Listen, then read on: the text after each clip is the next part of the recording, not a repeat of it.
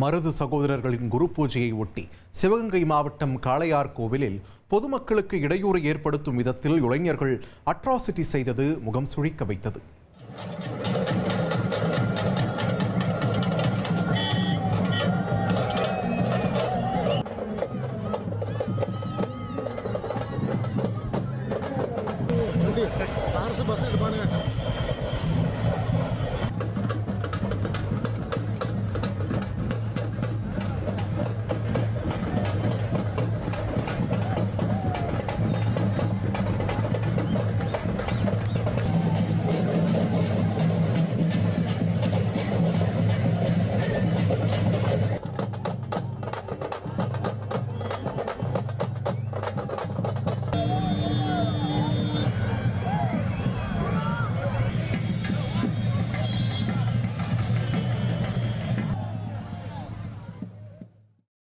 கேரள மாநிலம் காசர்கோடு அருகே பிளைவுட் நிறுவனத்தில் பாய்லர் வெடித்து சிதறியதில் ஒருவர் உயிரிழந்த சம்பவம் பரபரப்பை ஏற்படுத்தியுள்ளது.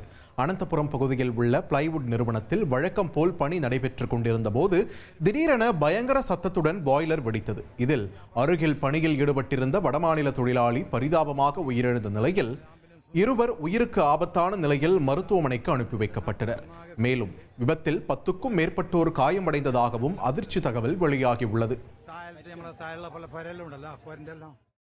கிண்டியில் ₹1 சில்லறை தர மறுத்த நடத்துனரின் வீடியோ வைரலாகி உள்ளது. சென்னை வேளச்சேரி செக்போஸ்ட் பகுதியைச் சேர்ந்தவர் ஜெய்கணேஷ். இவர் கிண்டியில் மாநகர பேருந்தில் ஏறி ₹10 கொடுத்து ₹9க்கு டிக்கெட் எடுத்துள்ளார். மீதி ₹1 கேட்டபோது நடத்துனர் பணிமனைக்கு வந்து வாங்கிக் கொள்ளுமாறு கூறியுள்ளார். இதனால் இருவருக்கும் இடையே வாக்குவாதம் நடந்துள்ளது. இதனை வீடியோ எடுத்து இணையத்தில் பதிவிட்ட ஜெய்கணேஷ் இது தொடர்பாக மாநகர போக்குவரத்து கழகத்தில் புகார் அளித்துள்ளார்.